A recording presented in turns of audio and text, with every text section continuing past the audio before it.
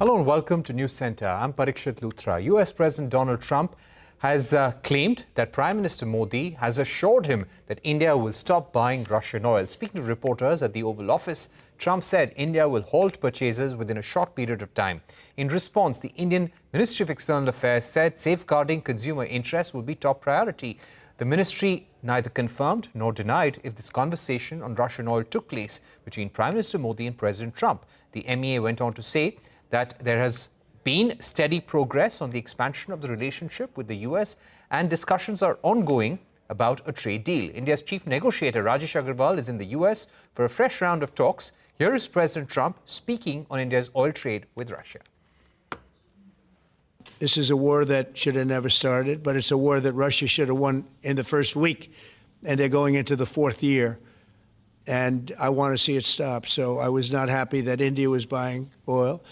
And he assured me today that they will not be buying oil from Russia. That's a big stop. And he's assured me there will be no oil purchased from Russia. I don't know, maybe that's a breaking story. Can I say that? Would you say?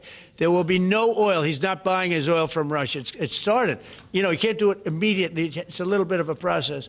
But the process is going to be over with soon. To take this discussion forward, I'm now joined by Pramit Chaudhuri, South Asia Practice Head at the Eurasia Group, and Sumit, Ritolia, Lead Research Analyst at Kpler. Thank you very much, gentlemen, for joining us. Sumit, if I could first try and understand from you, we currently hear from our sources in the industry that India's oil and gas purchases from the US have already touched $8 billion US. They're likely to reach about $13 billion by the end of this year. Could you give us a sense of what you have gathered from various sources about India's oil imports from the United States currently, and how does this compare to India's imports from Russia right now? Okay, hi Parikshit, thanks you.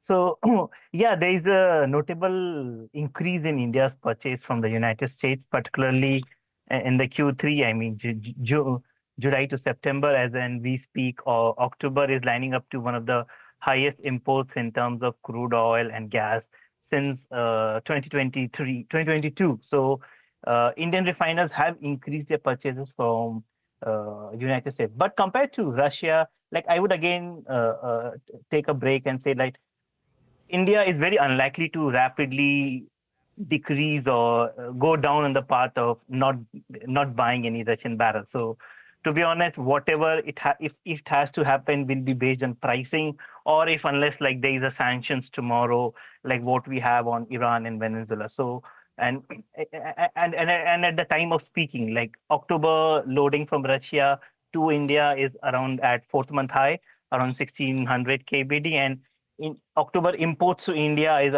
is highest since June.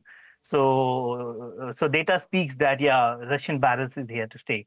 And compared to US barrels is corresponding around 5 to 10% of India's total import, whereas Russian barrels is sitting at the highest top of the ladder with around 35 to 40% of total import. Right. Let me also now go across to Pramit. Pramit, how do you see Donald Trump's statement, a very strong statement where he said that he has spoken to Prime Minister Modi. Prime Minister Modi has assured him that he will be stopping Russian oil purchases altogether. Do you think we're now close to arriving at some sort of trade agreement? So keep in mind that U.S. Treasury Secretary Scott Bessent had already publicly said a few weeks ago that they were expecting India to phase out Russian oil, but over a period of time. And we've been hearing that the Americans have basically urged India that as you phase it out, buy U.S. oil. India had said, can we also buy Iranian and Venezuelan? We've seen reports of that to replace some of the Russian oil. We haven't got that agreement.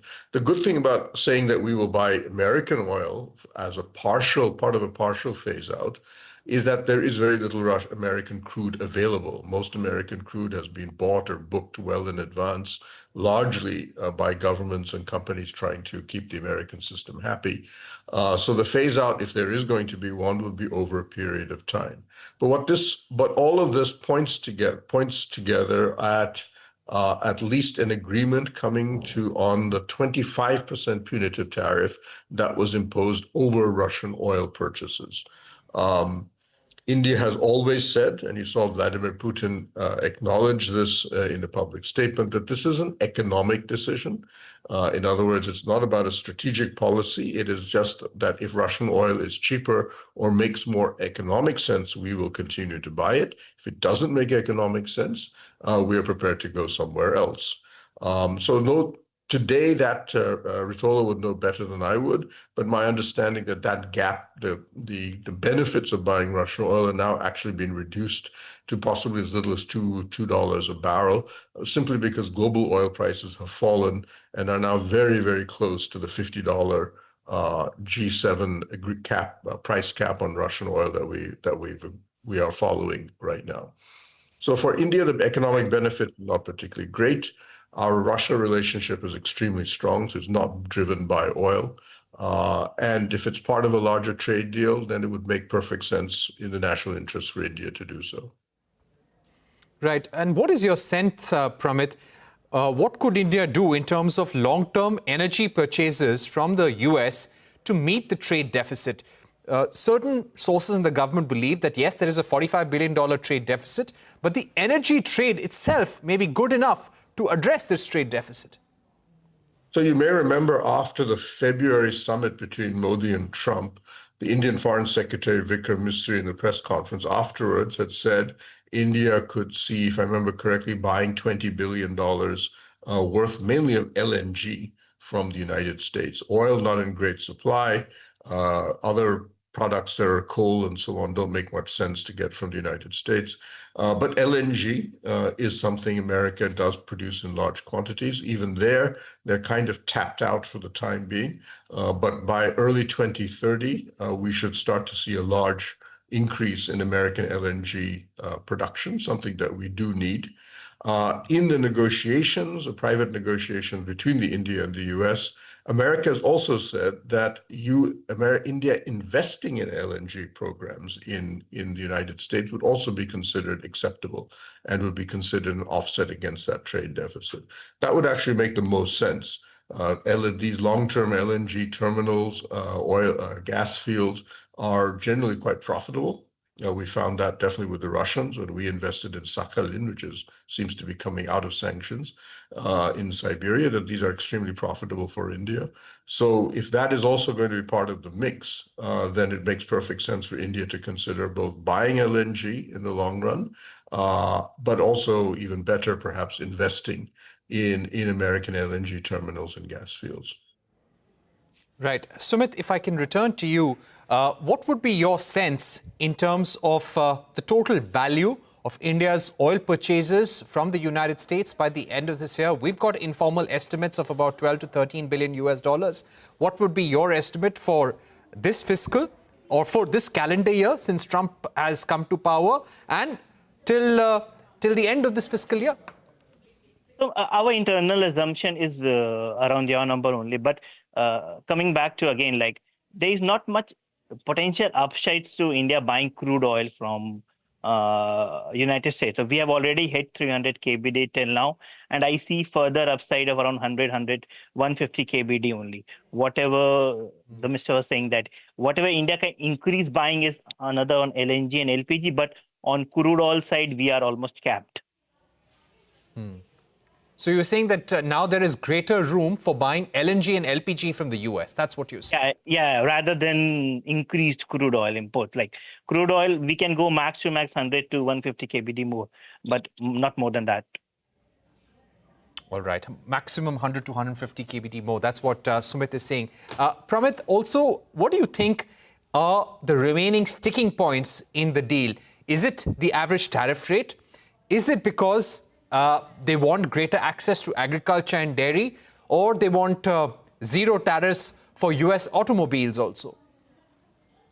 Knowing the way the Trump administration has negotiated both with us and with other countries, My understanding is on the agriculture, there is broad agreement that products from like soya products, which and corn products could be imported into India. India needs a lot of that. We are short, for example, of high quality livestock feed, and both corn and soya livestock feed is something we need. We are already one of the world's largest importers of soybean oil, so being able to buy some from America, which should be reasonably easy. But we've basically put in at best a phase-in for actual grain, in other words, soybean grain and corn itself, and that more or less will get us past the agricultural gate. But I think more importantly is that there are now issues of so-called national treatment.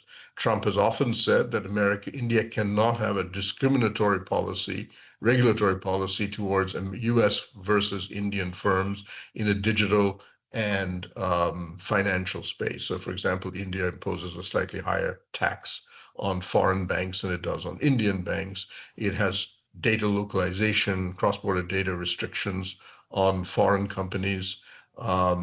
It has similar restrictions, for example, in e-commerce and so on.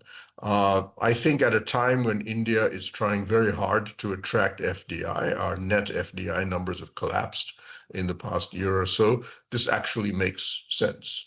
So I think on that, we shouldn't see too many differences as well. The question is time. Do we have time to complete all of these technical details before the end of the year, given that India has a holiday, America has two big holidays coming up, Thanksgiving week and Christmas, of course, and the US government is shut down, which makes it extremely difficult to negotiate with them. That is, I think, maybe a bigger constraint than anything else. Okay, now in terms of diversifying, if we were to slow down buying of Russian oil and gas, Sumit, where else would we go apart from the United States? Yeah, so that's a good question, and I think Indian refiners are already on the diversification spree. We have increased intake from LATAM. You have increased volume coming from Nigeria this month, and even the public sectors have increased their cooperation with Middle Eastern suppliers. So in terms of if India sees the day that we need to diversify, but I don't see more than 200, 300 KBD unless there is some complete guidance from the New Delhi. So US, LATAM, particularly Brazil, and in Africa, you have Nigeria, and one of the major sources of our energy, Middle East is there, also there.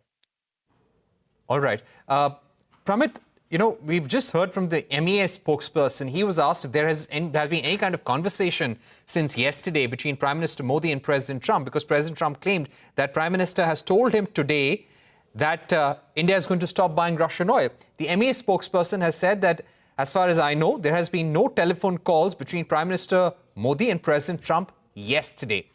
What does this indicate to you? There are also indications coming in that Prime Minister Modi will go for the ASEAN summit in Malaysia later this month, and there could be a possible meeting between the two leaders. How do you see Trump's statement and the Indian government's denial of that phone call? So Trump, as you know, his statements, the reality of what was said between him and other world leaders and what he says at the press conferences, there's often a bit of a gap. And he has a tendency not only to confuse what was said, he even confuses the countries that are involved, and will often confuse world leaders. And definitely the time when exactly he heard what and from where can also often have to be corrected later on by the US government. I think for all our practical purposes, I think what we're really looking at is a commitment from India to consider phasing out Russian oil. And that I think Besant's statement is a really better indicator of that, in return for a reduction in the removal of the punitive tariffs, and presumably as part of a larger FTA negotiation agreement over a period of time. That would make perfect sense. Right. Whether they had a phone conversation yesterday, I doubt that. Trump and Modi have had reasonably restricted phone calls, and normally something at this kind of a conversation, this is not something that will be discussed in that level. But Trump, I think, can probably confuse this with either earlier statement between the two, or possibly All right. even one of the other intermediaries. For example, we had the US ambassador designate Sergio Okay. Gore was in India for a week, and it's perfectly possible that Gore briefed Trump, and Trump has then extrapolated that to being a conversation between him and Modi, and that is also on par with the way Trump has acted in the past. All right. Thank you very much, Pramit Chaudhuri and Sumit Ritolia, for joining us here for a very interesting discussion. We have to take a break, but before we go, let's listen in to what Randhir Jaiswal, the MEA spokesperson, had to say about Donald Trump's post on India stopping purchases of Russian oil and India's response so far. America से जो टिप्पणी आया ऊर्जा को लेके, उस पर हम लोगों ने अपनी एक प्रेस विज्ञप्ति, एक स्टेटमेंट जारी किया है। तो मैं आपसे कहूँगा कि जो हम लोगों ने स्टेटमेंट आज सवेरे आप लोगों के सामने रखा है, उस पर आप नज़र डालिए। जहाँ तक टेलीफोन की बात है, तो उसमें मैं ये कह सकता हूँ कि मेरी जानकारी के हिसाब से प्रधानमंत्री और राष्ट्रपति ट्रंप के बीच में कोई बातचीत नहीं हुई कल।